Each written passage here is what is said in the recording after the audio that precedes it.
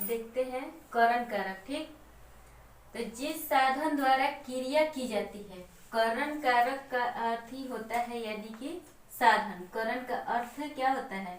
मान लीजिए करण का अर्थ पूछा जाए तो करण का अर्थ ही होता है साधन। यानी कि देखेंगे जिस साधन द्वारा, मतलब कि किसी कहीं जाने के साधन जो होता है, जिस साधन द्वारा क्रिया की जाती है, जिस साधन द्वारा क्रिया की जाती है उसे करण कारक कहते हैं। जैसे अदिति ने चाकू से फल काटे। ठीक ना, अदिति ने किससे फल काटे? तो चाकू से।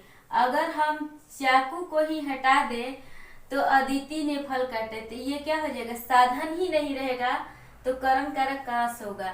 तो जिस तरह से क्वेश्चन आपसे पूछा जाए, ने का प्रयोग पूछा जाए तो यहाँ कर्ता अदिति कर्ता ने हो जाएगा। अगर से पूछा जाए किस चाकू से, यानी कि करण, इसमें करण कारक में क्या होता है? साथ में। ठीक ना, साथ में, यानी कि चाकू से, यानी कि साथ में रह कर के फल काट रहे हैं, तो ये हो जाएगा करण कारक। जैसे वह कलम से पत्र लिखता है। ठीक ना, कलम से। अगर यहाँ पे कलम ही हटा दिया जाए तो पत्र कैसे लिखाएगा? तो यहाँ पत्र, कलम क्या है? साथ में रख करके लिखा जा रहा है, तो ये हो जाएगा करण कारक।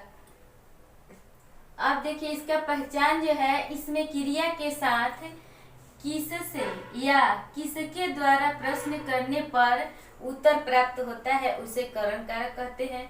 जैसे यहाँ पे लिखे ना, वह कलम से पत्र लिखता है, तो किसके द्वारा लिखता है? तो कलम के द्वारा लिखता है। या किससे लिखता है? तो कलम से लिखता है। तो ये पहचानने का नियम है इसका।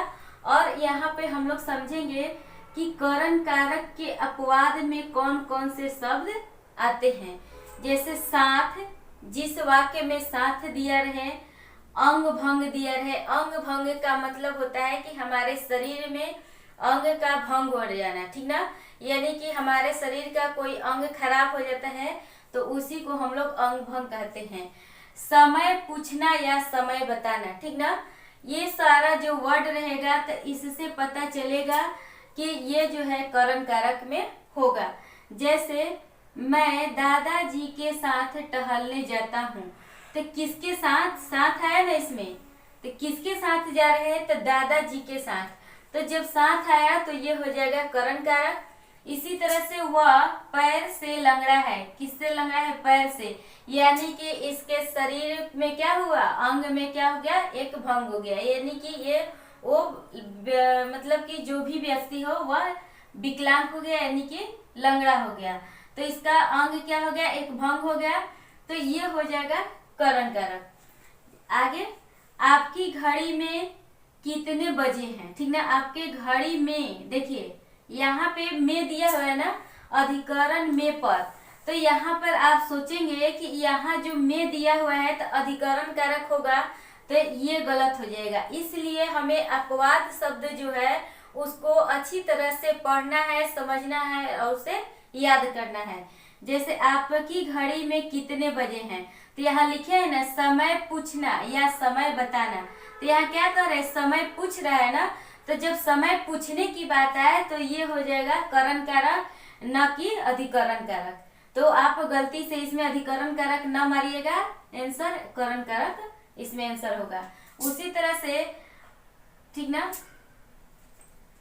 यहाँ 8 लिखे हैं। आज होगा, आज शाम 9 बजे पार्टी है। ठीक ना, आज शाम 9 बजे पार्टी है। तो ये क्या कर रहा है कि 9 बजे, यहाँ टाइम बता रहा है ना कि कितने टाइम में। तो ये टाइम जब बता रहा है आपको कि समय बता रहा है कि किस समय पार्टी है, तो समय बताना, ठीक ना, समय बताना करण कारक। तो ये जो वर्ड है साथ, अंग भंग, समय पूछना या समय बताना, ये जो अपवाद वर्ड है इसको आप लोग अच्छे से याद करके रखिएगा। अब देखते हैं चौथा, संप्रदान कारक। तो जिसके लिए क्रिया की जाती है या जिसे कुछ दिया जाता है। ठीक है, जिसके लिए क्रिया की जाती है या किसी को कुछ दिया जाता है उसी को हम लोग संप्रदान कारक कहते हैं। जैसे माँ ने भिखारी को कंबल दिया। ठीक ना, माँ ने भिखारी को कंबल दिया, यानी कि कंबल देना यानी कि दे देना, ये नहीं कि उसको फिर वापस लेना। तो यहाँ देने के अर्थ में कि यानी कि पूरी तरह से दे देना। अब ये नहीं कि छोटे बच्चे कैसे करते हैं, एक अपने दोस्त को टॉफी देते हैं और फिर कहते हैं कि थोड़ा दो ना टॉफी, फिर वापस ले लेते हैं। तो वैसा नहीं, अगर दे दिए तो दे दिए। तो ये क्या करे, माँ ने भिखारी को कंबल दिया यानी कि कंबल को दान कर दी, तो फिर वापस नहीं ली, तो ये हो जाएगा संप्रदान कारक। जैसे इसमें पहचानने का जो नियम है कि इसमें क्रिया के साथ है किसको या किसके लिए, ठीक ना, किसके लिए प्रश्न करने पर उत्तर मिलता है, उसी को हम लोग संप्रदान कारक कहते हैं। अब इसमें भी हम लोग देखेंगे कि जो अपवाद शब्द है, यही मुख्य रूप से अपवाद शब्द हमारे एग्जाम में क्वेश्चन को फंसाता है, जिसको हम लोग को अच्छे से पढ़ना है। अब अपवाद में हमें याद करना है नमस्कार, ठीक ना, सदा के लिए दी जाए, ठीक ना, सदा के लिए हम यानी कि हमेशा के लिए कोई वस्तु किसी को दे देना, ये नहीं कि फिर उधार में वापस मांगना नहीं है। देवताओं को समर्पित, ठीक ना। अब देवताओं को समर्पित यानी कि यहाँ ये समर्पित नहीं करना कि जैसे हम लोग जाते हैं मंदिर में 1 केजी लड्डू लेकर गए और देवता पर चढ़ा दिए, फिर उसको ले लिए, लेने नहीं, यानी कि पूरी तरह से समर्पित कर देना। जैसे हम लोग हवन में पूजा करते हैं, हवन सामग्री में शकील को डालते हैं, यदि कि शकील जब जलाते हैं तो उसको पूरी तरह से भगवान को क्या करते हैं, समर्पित कर देते हैं, ना कि उसको ले लेते हैं शकील को। तो ऐसे देवताओं को समर्पित करना है, यानी कि क्या करें कि सदा के लिए दी जाए, ठीक ना, फिर वापस नहीं लेना है। इस तरह से जो वर्ड आए वाक्य में, तो वो सब आपका संप्रदान कारक होगा। जैसे देखेंगे पिताजी को सादर प्रणाम, यानी कि नमस्कार यानी कि सादर प्रणाम, जहां पर ऐसे आए नमस्कार सादर प्रणाम, तो ये सब वर्ड जो होगा आपका संप्रदान कारक में होगा। फिर उसी तरह से है मैंने अपनी कलम पवन को दे दिया, यानी कि अपनी जो कलम है हमारे वो क्या कर रहे हैं, पवन को दे दिया, यानी कि हमेशा के लिए दे दिया, ये नहीं कि वापस फिर लिए। तो ये हो गया संप्रदान कारक। यह हवन सामग्री देवताओं को समर्पित है। देखिए ये आ गया ना बात, हवन जो किए हम लोग, हवन की जो सामग्री जो जुटा करके हवन कुंड में हम लोग हवन करते हैं, वो देवताओं को क्या कर दिए, समर्पित कर दिए, फिर उसको वापस नहीं लिए। तो इस तरह के जो वर्ड है ये सारा क्या हो गया, आपका संप्रदान कारक में आएगा। देखेंगे आपादान कारक, ठीक। आपादान कारक में संज्ञा या सर्वनाम के जिस रूप से अलग होने का भाव प्रकट हो, ठीक ना, क्या हो, अलग होने का भाव प्रकट हो, उसे आपादान कारक कहते हैं।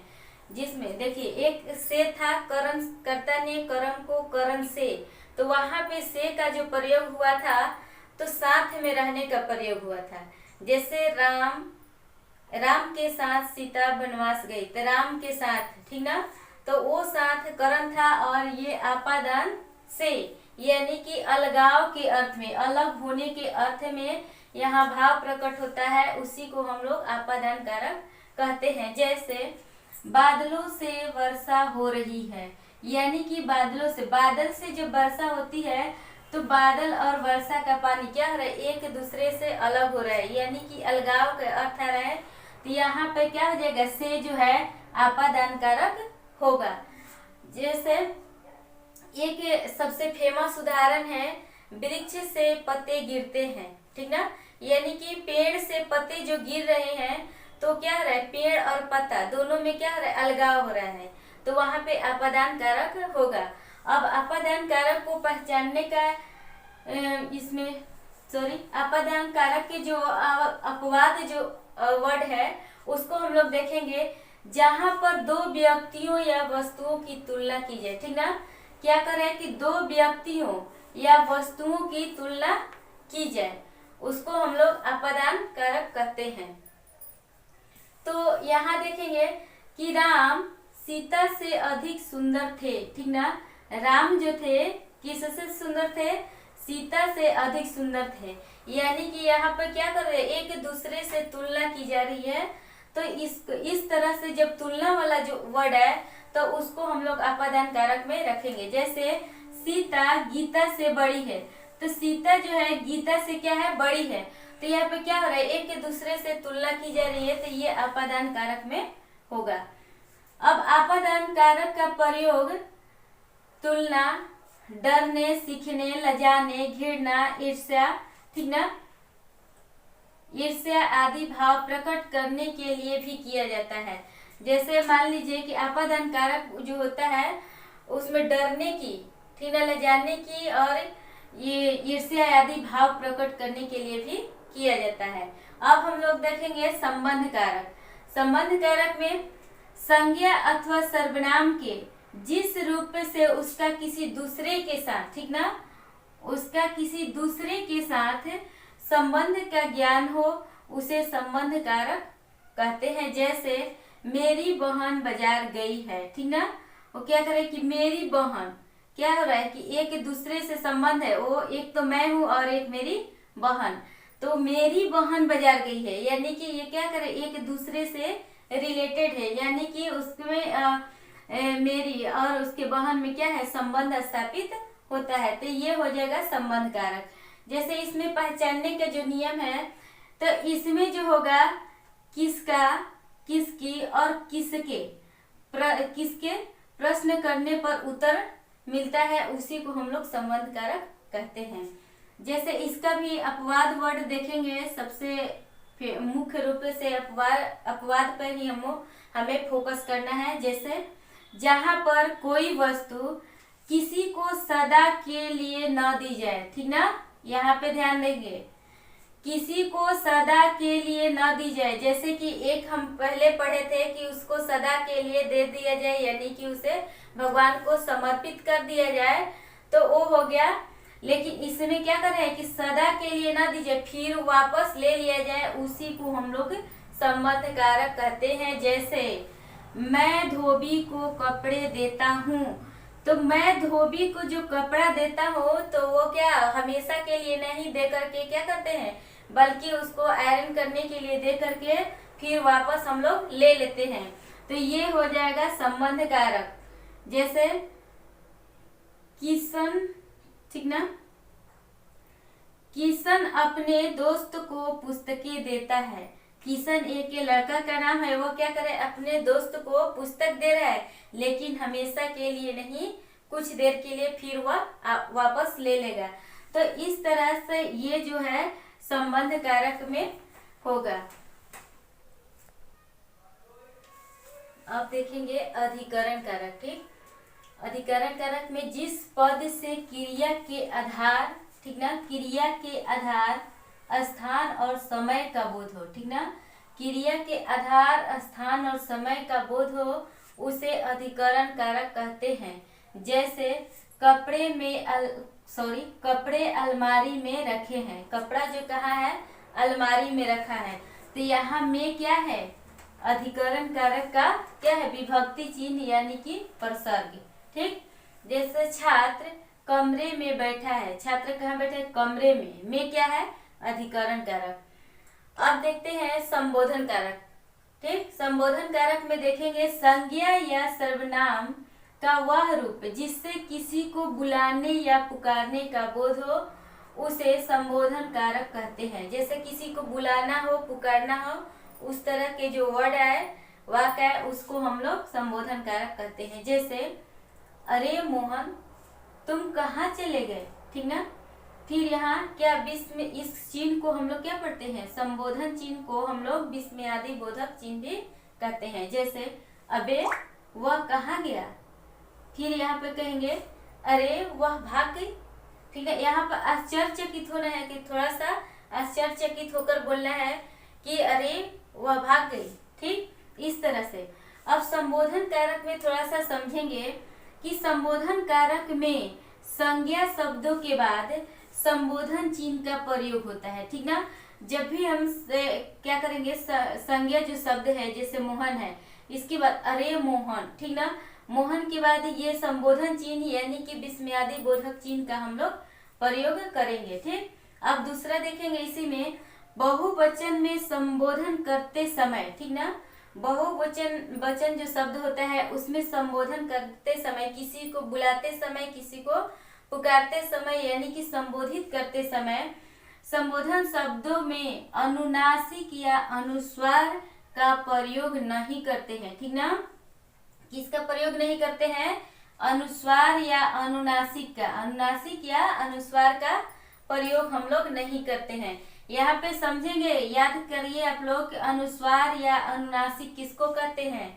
तो अनुनासिक उसको कहते हैं जिससे हम नाक और मुंह दोनों पर जोर देते हैं, जिसको हम लोग चंद्र बिंदु कहते हैं।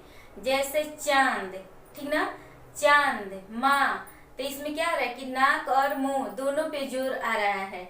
उसी तरह से अनुस्वार का जब हम लोग प्रयोग करते हैं तो इसमें क्या आता है? सिर्फ नाक पर जोर आता है। जैसे मंगल, कंगन, ठीक ना, आप लोग मंगल पढ़िए और नाक में थोड़ा सा कंपन ना हो, ऐसा संभव ही नहीं हो। आप उच्चारण करके देखिए कि मंगल, तो नाक को उच्चारण आ रहा है। उसी तरह से उच्चारण अभी कीजिए चांद, तो जैसे ही चांद का उच्चारण करेंगे तो नाक और मुंह दोनों पे जोर आ रहा है, और अनुस्वार में क्या हो रहा है? सिर्फ नाक पे जोर आ रहा है। तो वही इसमें कर रहा है, अनुनासिक हो या अनुस्वार हो, ये दोनों का प्रयोग क्या होता है? नहीं होता है। जैसे बच्चों, जैसे अगर हम लोग बच्चों लिखते हैं तो यहाँ पे बहुवचन में बच्चों को क्या देते? अनुस्वार देते। लेकिन यहाँ पे क्या हो जाएगा? बच्चों जब संबोधित करेंगे, संबोधन वाचक में लिखेंगे, तो यहाँ जो विस्मयादि बोधक ये संबोधन चिन्ह जो है यहाँ पे लिखेंगे संबोधन चिन्ह, तो ये अनुस्वार आपका हट जाएगा। ठीक, तो ये वाला बच्चों अनुस्वार जो लिखेंगे ये रॉन्ग हो जाएगा और ये वाला सही हो जाएगा। इसीलिए इसी तरह से बहनों, तो इस पे अनुस्वार नहीं है, भाइयों, इस पे अनुस्वार नहीं है। तो इस तरह से हम लोग संबोधन वाचक, संबोधन कारक को समझे। और आज के चैप्टर में आप लोग ने कारक किसे कहते हैं और कारक के भेद और उसके उदाहरण को आप लोग समझे।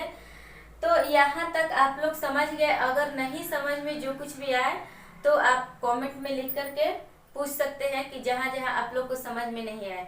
तो आज के वीडियो में हम लोग इतना ही देखेंगे, फिर मिलते हैं अगले वीडियो में। धन्यवाद।